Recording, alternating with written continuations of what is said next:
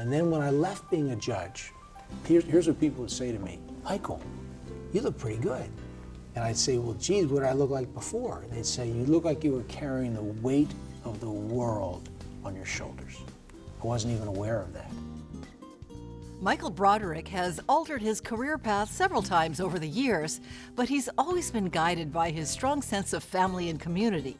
YMCA of Honolulu President and CEO Michael Broderick, next on Long Story Short.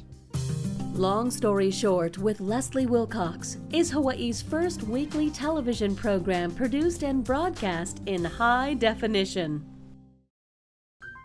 Aloha mai kako, I'm Leslie Wilcox. In 2010, Hawaii Family Court Judge Michael Broderick stepped down from the bench at a time when he appeared to be at the height of his career. His concerns about Hawaii's youth and the community led him to a new calling as president and CEO of the YMCA of Honolulu. Broderick has spent a large portion of his career looking out for people and families. His own life started with a devastating loss. Where did life begin for you? What was it like? Well, I was born in Dallas, Texas, and lived there for 4 months. And then my father was killed in a car accident when I was 4 months old. 4 months? Yeah. And so we moved back to Philadelphia, where my aunt lived, my mother's sister, and my aunt's husband, my uncle, and their 4 boys. So my brother, who at the time was 2 years old, and myself and my mom moved into that house. And there was also our grandmother, who was there as well. Multi-generational family, extended family. Extended and Italian. Okay, that's key. So everything was big family table of meals. Absolutely. We all sat down together for dinner every night, the 10 of us, and we had a beautiful Italian meal that my grandmother had cooked. So I was raised by my grandmother, 100% Italian, my uncle, 100% Italian, my aunt, 100% Italian, and my mother, 100% Italian. And so what does that mean to you when you explain that you're fully Italian through and through? You know, I think there's a certain passion that comes with being Italian. There's certainly a pride. I have great pride in the culture. Obviously, I love Italian food, but I think mostly Italians are about family. Family is really important to them, and so I was raised to really cherish and value my family. And yet here you were at such a young age, missing a key part of a family. Can you talk a little bit about what you lost? Yeah, you know, it's a great question, and probably 5 or 10 years ago I would have cried in response to it. I won't cry tonight because I'm kind of past that phase, but the thing that losing a father has done for me is there's kind of a hole inside you, and what I found over the years is that hole gets less and less and less as you meet people that care about you, as you get married, have your own children. But I don't think you can ever replace losing a father. Is that whole? Does it a feeling of insecurity? I think that it's a feeling of not having had a completely healthy, normal childhood. I think all the studies show that the best childhood is one where there's a husband and there's a wife, and I didn't have that. I didn't have a father and a mother. I had a mother and a wonderful uncle and a wonderful aunt and a wonderful grandmother, but none of them were my father. And so I felt that loss throughout my life. I know you've read the studies more than I have, probably, that boys who grew up without a father, for whatever reason, whether it's divorce or just absenteeism or death, are more likely to have emotional or behavioral difficulties. Mm-hmm. They may get more into crime. They tend to be on the more in the poverty level, and they tend more to suicide. Yeah, the good news is I haven't had any poverty or crime or those things. I have felt that there's a good side to it as well. I think losing your father makes you more sensitive. I think it makes you more empathetic. And I think as a family court judge, and we can talk about that later, but as a family court judge, I think I was able to bring a certain sensitivity and compassion and empathy to that job because I had lost my father. Many of the young men and women who appeared before me had lost a parent, or had had something traumatic happen to them in childhood. And I felt a connection, and also I felt I had a certain credibility because I had been where they had been. So you asked, are there good things that come of it? I think there are. Would I have preferred to have had my dad? Absolutely. Is it something that I still long for? Absolutely. But is it all bad? No, I don't think so. I think there's some very positive things. And the other positive thing is my 4 cousins I view as my brothers. So instead of having 1 brother, I have 5 brothers, and that can only be a good thing. From his teenage years, Michael Broderick began to eye a career in political office. He attended Stanford University, UCLA Law School, and then was hired for his dream job with Los Angeles Mayor Tom Bradley. It seemed that the path to politics lay before him. So you're growing up in Philadelphia. Right. And what were your aspirations? I would say at about 14, 15, 16, I wanted to go into elected office. I wanted to be a politician. Were you the guy at school who ran for student council and? I'll tell you a fun story, and I hope it doesn't sound arrogant. I went to a new school when I was in 9th grade, and at the end of 9th grade, the headmaster called the 9th grade together and asked them to elect a president, and they elected me, which I felt very good about. 10th grade, the same thing happened. 11th grade, the same thing happened. You didn't run for president of our school. It just, a day was announced in the spring when they voted for the president, and I was blessed to be voted president. You didn't have to run for office. I didn't run for office. That doesn't happen in the real world, of no, course. No, it doesn't. And I didn't have to raise any money. But what happened down the road in my career is I worked for a politician. I worked for Tom Bradley, who was the mayor of Los Angeles. What did you do for him? I was a speechwriter for him. I was his policy person on certain subjects, and I was his liaison with the Los Angeles Police Department and Daryl Gates. And I saw the mayor's life. I saw his lack of privacy. I saw the interruptions. I saw the criticism. And I realized that I have thin skin.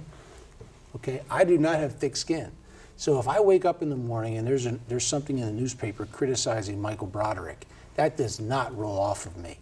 Mm-hmm. That cuts deep to me. And maybe that's not having a father in terms of the insecurity. I don't know. Also, if family is the most important thing, that doesn't allow you to put family first all the time. It doesn't. And I'll tell you a fun story. It's not fun, but it's a compelling story. Tom Bradley told me that he went home on a Friday night to watch a DVD movie with his family. Couldn't get through it.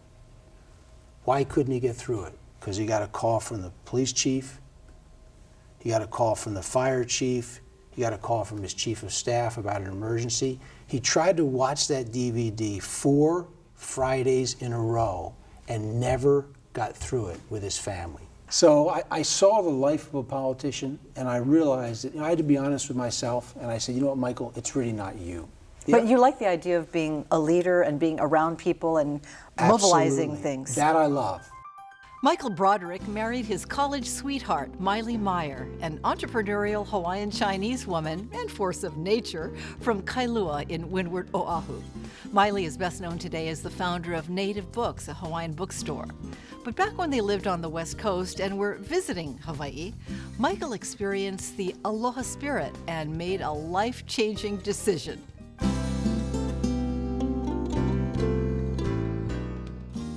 I had my dream job with Tom Bradley. I loved the job. It was fascinating. And we decided to visit Miley's family in Hawaii over Christmas.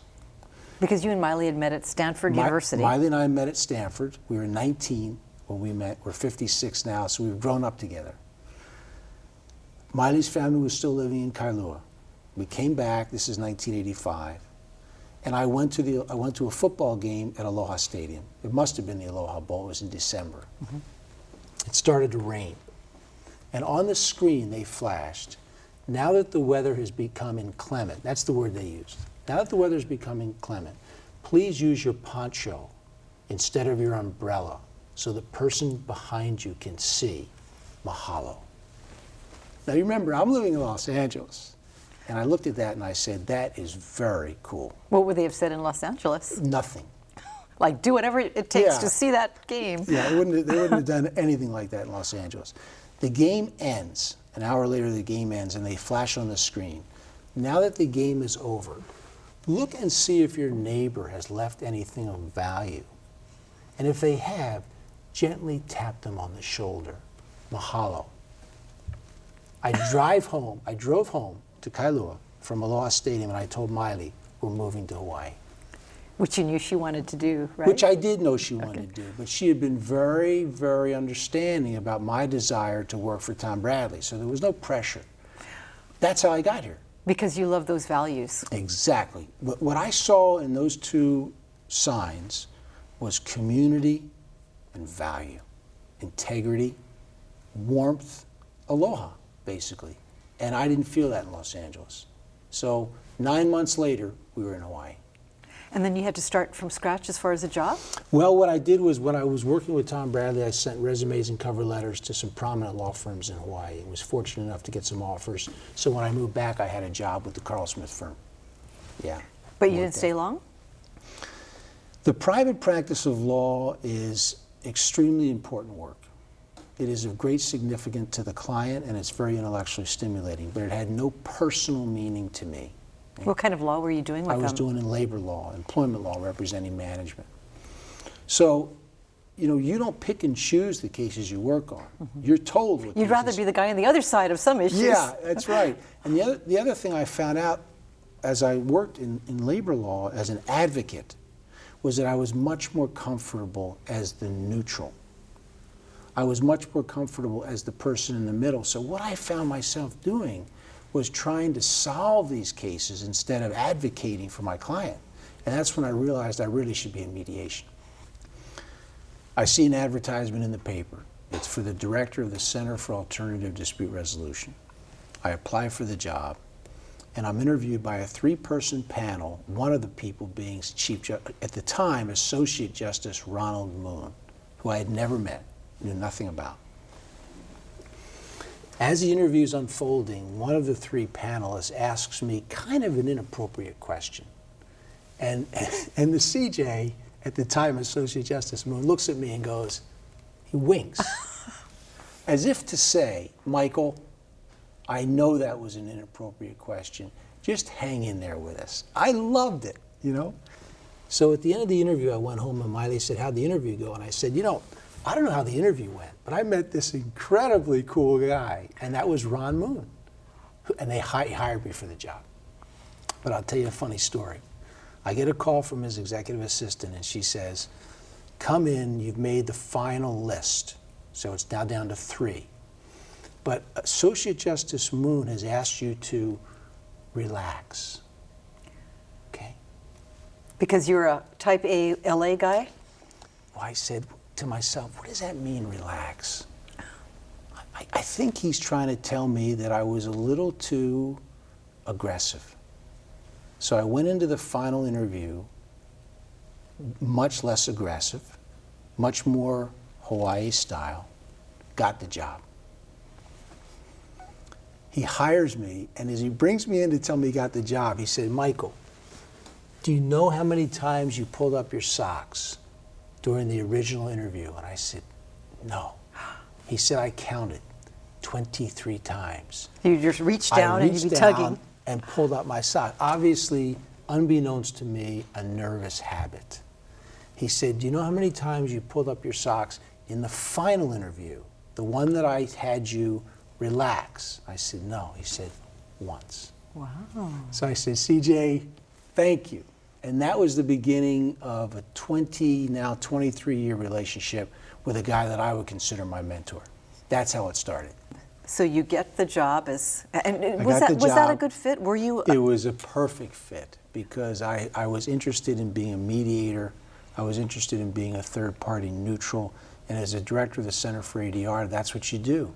You set up mediation programs, you help set up arbitration programs, and you also mediate and facilitate cases yourself. So it was a perfect fit. Years later, Hawaii Supreme Court Chief Justice Ronald Moon, now retired, would hire Michael Broderick again, this time to serve as the administrative director of the courts, a position that required him to manage all of the Hawaii state judges and other 1,800 employees in Hawaii's judicial system. Broderick admits it was a tough assignment, and it also led him to another career change.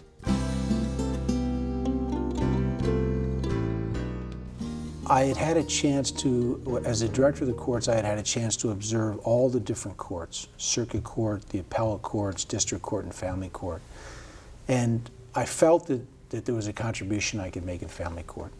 So I applied to be a judge, was fortunate to get on the list of 6. The Judicial Selection Commission put me on the list of 6, and then guess who's the appointing authority? Chief Justice Ronald Moon, who appointed me, and I'll always be grateful for that. And so for 7.5 years, I was a family court judge, had more than 10,000 cases in family court. Did you think that was the job at which you would retire? You know, I wasn't sure.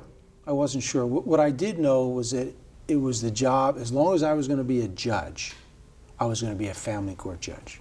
I had no interest in being a circuit court judge. I had no interest in being an appellate court judge. I had no interest in being a Supreme Court justice. I wanted to be a family court judge. Whether it was going to be the job I was going to retire from, I didn't know.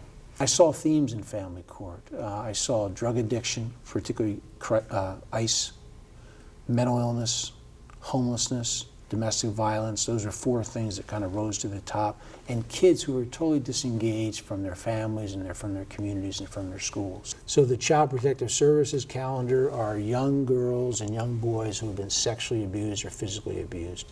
And the judge is deciding whether to terminate the parental rights of the parents. I can't think of more important work than that. Temporary restraining order cases. Women coming in, primarily women, sometimes men, but primarily women coming in and alleging that they've been physically or sexually abused by their spouse or by a boyfriend. I can't think of a more important case than that. Juvenile criminal cases. Young men and young women, 16 and 17, coming before you who have been charged with a crime, and you decide whether to send them to drug treatment or whether to send them to prison. I mean, these are, to me, these cases matter. Okay? They're not about money. I'm not about money. Okay? So I wasn't interested in being a judge and presiding over cases that were about money. I was interested in being a judge and presiding over cases that were about people. Michael Broderick recalls presiding over more than 10,000 cases in family court. As time went on, he began to wonder if he was in the right place to make a positive difference with the youth and families in Hawaii. He admits being frustrated that he could not truly help many of the young people who appeared before him in court. I'll tell you a story. It's one of the saddest cases I ever had. I had sent one kid to prison. They call it Hawaii Correctional Facility, but let's be honest, it's like a prison. Mm-hmm. I had sent one kid there, and then another judge had sent another kid there, and they both ran away at the same time. They were able to escape. Well, one of them had a serious medical condition that if he was not found within, I believe at the time it was 48 hours, he was going to die. So we found the other kid, and we brought him into my courtroom. I can't remember his name. Let's say his name is John. I said, John, do you know where Billy is? Do you know where he is? He said, yeah, I know where he is. I said, okay. If we don't find Billy in now 24 hours, he's going to die. Do you understand that? I understand that. Where is Billy? I'm not telling you where Billy is. Billy died. Okay? Now, for that kid that was in front of me, that wasn't prepared to tell me where Billy was, knowing that he would die if we didn't find him, for me, that was too late. I'm not going to be able to help that young man. He was 17 at the time. On my domestic violence calendar, it was not unusual for me to have guys come before me who would have 30 to 35 criminal convictions over the course of 20, 25 years. Also to have a crystal meth addiction, to be schizophrenic. I felt with those folks, there was really very little that I could do. I often found myself wanting to go visit the young kids that I sent to the Hawaii Youth Correctional Facility.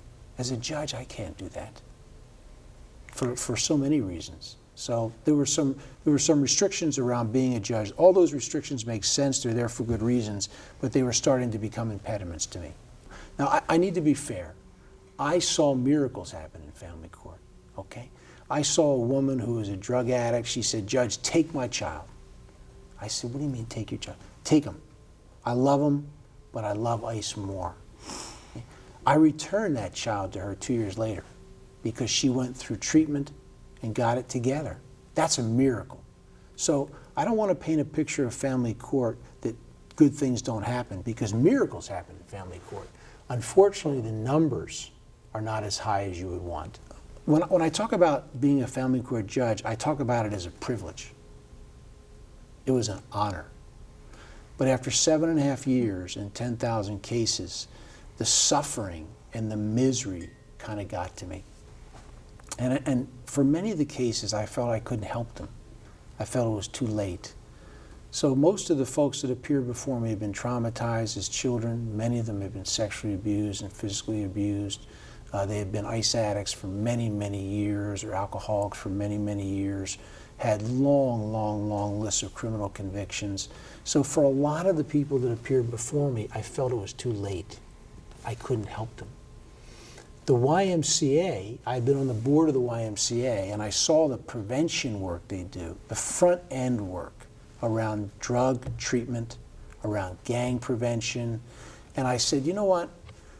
I think maybe I'd rather spend the last 10 years of my career, the final 10 years of my career, on the front end of the continuum, on the prevention end. Michael Broderick says that decision to step down as a judge to work in the private nonprofit sector may have puzzled some people, but like every other career decision he had made before, his family supported his decision. People who don't know me would say, how could you leave that prestigious, prominent position that was so hard to get? People that knew me, people that know me, completely got it. When I was sworn in as a judge, which is a pretty big deal, you know, there are a lot of people there, and I said, you know, I said I'd taken 3 jobs in a row, and each job I've earned less money. And every time my wife was thrilled for me. After I said that, the induction was over and we had food for people to share. I had this is a true story. I had 3 different women come up to me, independent of each other, and say, is that true about your wife? She actually supported you taking jobs that paid less? And I said, it is absolutely true. And each of them said, I would never support that for my husband. Whoa. That was really, I don't want to say an eye-opener, because I already knew how cool Miley was, but it was a reaffirmation that I'm really with a special lady. Michael Broderick made the transition from family court judge to CEO of the YMCA of Honolulu, one of Hawaii's largest private nonprofit organizations. He directed his passion for children and the community to the Y. Many YMCA programs focus on the early intervention of social issues at the core of family court, such as substance abuse and child welfare. He loved his new career.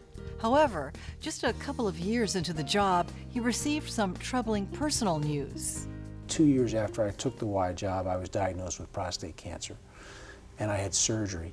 And then I had some complications from the surgery around some chronic pain.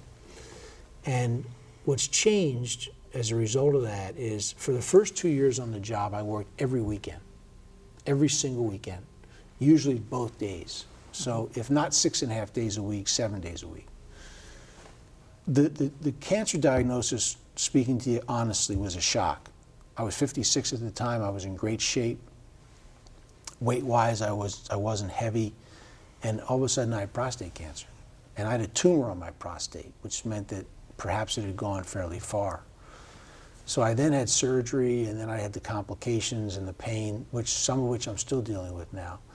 And as a result of that experience, I don't work nearly as many weekends now, because I'm about to turn 57, and I've got a little bit of perspective on life, and I think that the work will still be there on Monday. You know, Monday through Friday I'm working really hard, and some Saturdays I'm working at the Y if it's a Y function. I've worked the last 2 Saturdays, and I'll work the next 2 Saturdays because they're Y functions, but I'm not going into the office nearly as much, and that is a result of having cancer and kind of reevaluating some things. At the time of this conversation in 2014, Michael Broderick is still experiencing the pain left by those complications, but he remains fully committed to working for the community. Now, having moved from family court, you're in this front end line of work with kids. Has that brought you the kind of results or feeling that you're on the verge of? Yes, it's been very gratifying for me. The other thing is, and this sounds a little trite, it's been more fun. Miley reminds me, I need more fun in my life. You know, I mentioned that I went to an event on Saturday at Aloha Stadium where we had some former NFL players. We had about 300 young kids who come from difficult backgrounds. They met the NFL players. It's called NFL 60, NFL Plays 60. Then they went through drills over the course of an hour. I got to see the smiles on those kids' faces. Okay? So, and next week I go to the Youth in Government opening ceremonies. I'm going to get to see the high school governor sworn in, for example. You know, the sergeant in arms sworn in. Those things are really joyful for me, and I find that I need that. YMCA of Honolulu President and CEO Michael Broderick says he's been given the opportunity of a lifetime to help children and families by helping to prevent the kind of traumas and tragedies he witnessed as a family court judge. And he says he's excited about running the Y until it's time for him to retire. Mahalo to Michael Broderick for sharing his story with us, and mahalo to you for joining us. For PBS Hawaii and Long Story Short, I'm Leslie Wilcox. Ahui ho. For audio and written transcripts of all episodes of Long Story Short with Leslie Wilcox, visit pbshawaii.org. To download free podcasts of Long Story Short with Leslie Wilcox, go to the Apple iTunes Store or visit pbshawaii.org. The greatest surprise for me is I have not met a jerk yet. The people that work at the Y are really kind people. Now, people say to me, well, yeah, that's because you were around lawyers for 25 years. Or that's because you're the boss. Yes, Mr. Broderick. I watch people, how they relate to each other when they don't know I'm watching. So the greatest positive surprise has been how neat the people are that work at the Y.